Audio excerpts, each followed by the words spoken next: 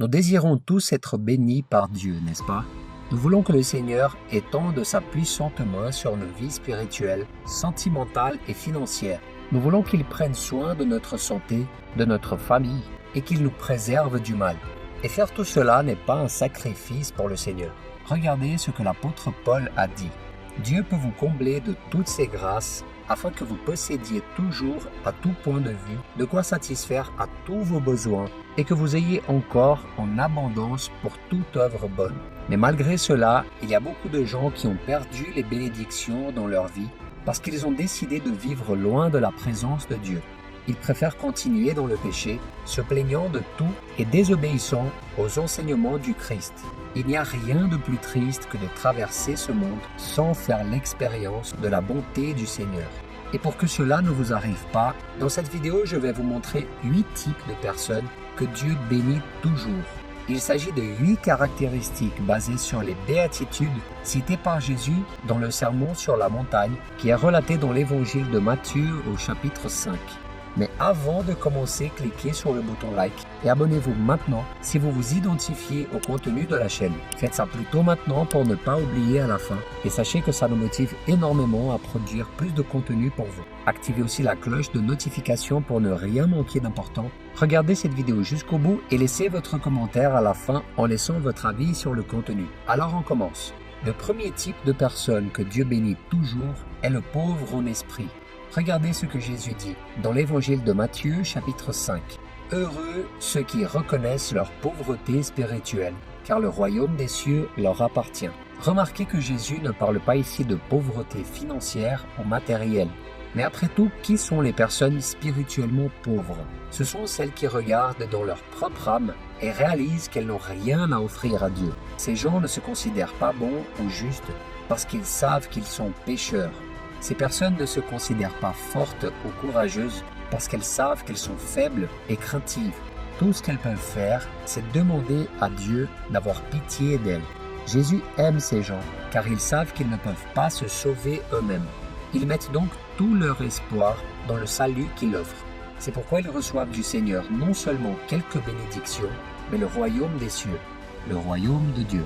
Le deuxième type de personne que Dieu bénit toujours est celui qui pleure.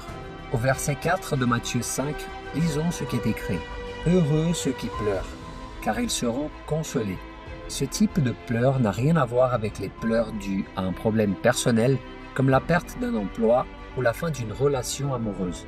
Ces pleurs mentionnés par Jésus sont ceux qui naissent de la repentance et de la tristesse causée par le péché. Mais pas seulement notre péché, mais celui de notre famille, de nos amis, de notre pays. C'est la douleur causée par les injustices de ce monde et la souffrance de tant de frères et sœurs. Dieu réconforte et bénit ceux qui souffrent ainsi, car il sait que leur cœur est comme celui de Jésus, qui ressentait de l'amour et de la compassion pour les autres. Donc si vous voulez être béni, vous devez arrêter de ne regarder qu'à vous-même et vos problèmes et commencer à vous soucier de la personne qui est à côté de vous. Mon frère, tu dois regarder ton frère qui est à côté de toi et souffrir aussi pour voir qu'il est loin de Dieu.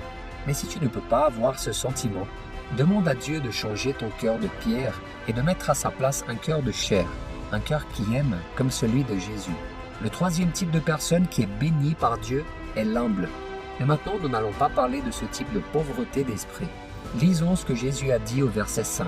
« Heureux ceux qui sont doux, car ils hériteront la terre. » Dans ce passage, Jésus fait référence à ceux qui, même lorsqu'ils sont humiliés, critiqués et offensés, ne se laissent pas dominer par la colère ou les sentiments de vengeance. Au contraire, ce sont des personnes qui utilisent la patience pour supporter leur lutte. Et pourquoi sont-ils bénis? Car ils comprennent que c'est Dieu qui les défend et qu'aucun de ses plans ne peut être contrarié. Dans un autre passage du même évangile de Matthieu, regardez ce que Jésus a dit. « Acceptez mes exigences et laissez-vous instruire par moi, car je suis doux et humble de cœur, et vous trouverez le repos pour votre âme. » Nous savons que le Christ a été persécuté, humilié, mais à aucun moment il ne s'est défendu ou n'a fait du mal à qui que ce soit. Il a tout remis entre les mains de Dieu, car il savait que la vraie justice venait de lui. Alors mon frère, vis de la même façon et le Seigneur ne cessera jamais de te bénir. Le quatrième type de personne bénie par Dieu est celui qui recherche la justice.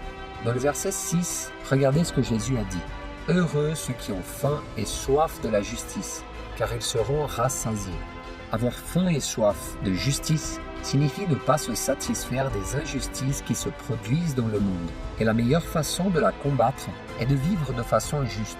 Le monde nous offre de nombreuses tentations de commettre des injustices. Cela peut prendre la forme de pots de vin, de corruption, de mensonges, de fausses promesses, en pensant toujours à profiter de quelque chose ou de quelqu'un.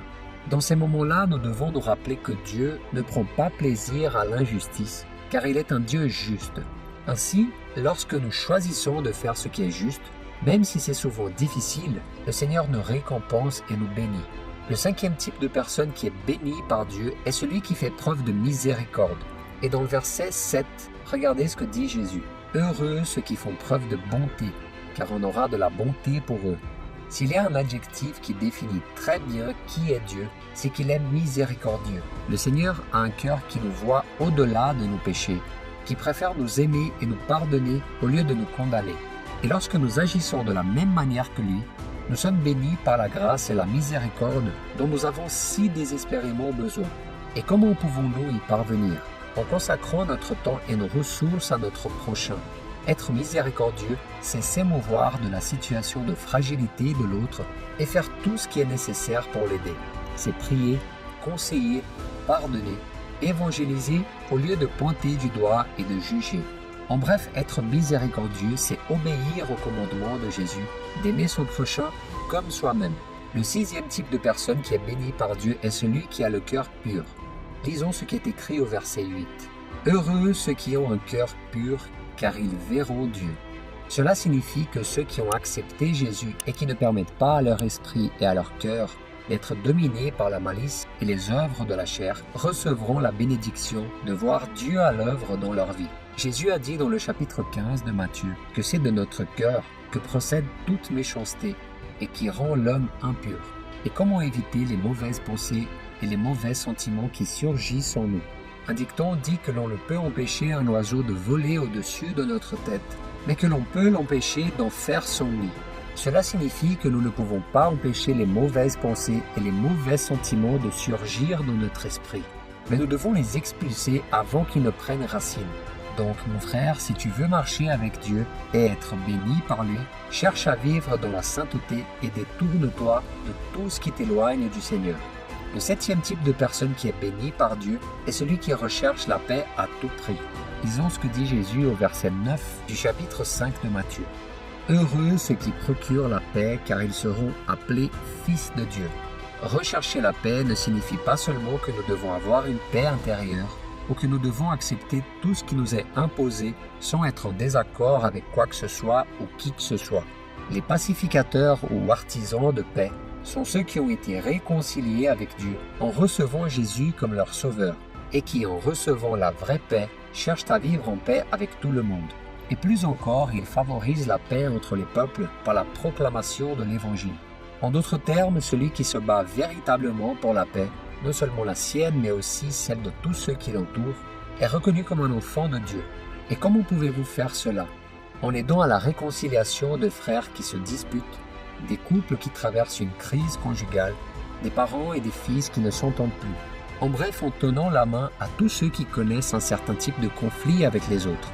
Alors priez pour que Dieu vous donne la sagesse et vous utilise dans le monde et puisse compter sur vous dans ce monde si troublé. Si vous êtes prêt à accepter la paix et l'amour du Seigneur, les bénédictions ne cesseront jamais d'être déversées dans votre vie.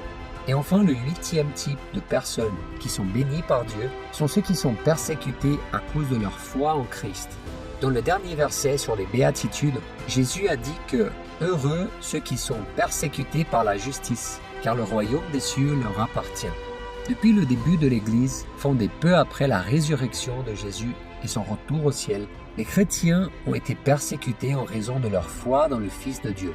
Beaucoup ont été et sont encore chassés de leur maison, battus et même tués. L'apôtre Paul lui-même a persécuté de nombreux croyants avant sa conversion.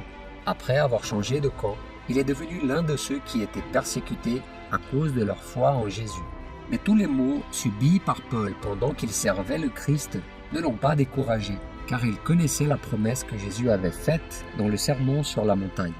Afin d'apporter une parole de réconfort à ses frères dans la foi, regardez ce que Paul a écrit.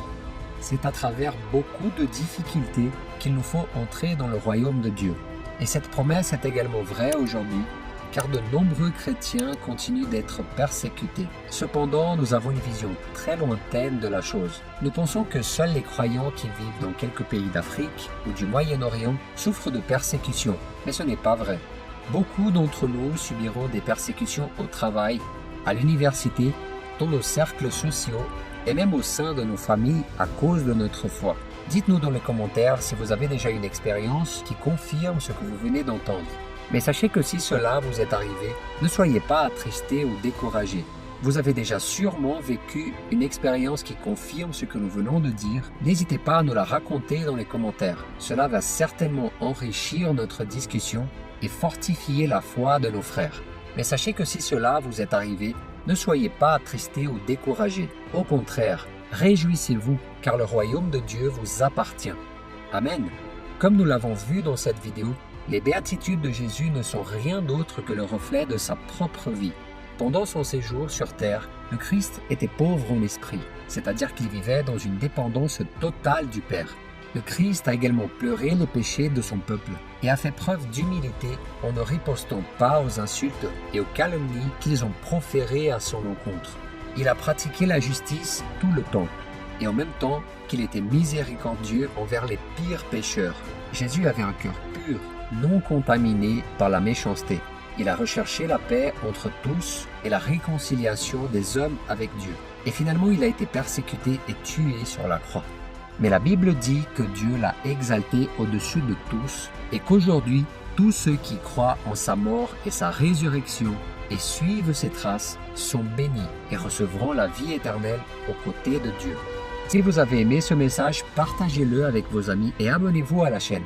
Regardez aussi ces autres vidéos si vous voulez enrichir vos connaissances spirituelles et bibliques. Je suis sûr que ces vidéos contiennent des informations indispensables que vous ne connaissez probablement pas. Que Dieu vous bénisse, je vous attends dans la prochaine vidéo.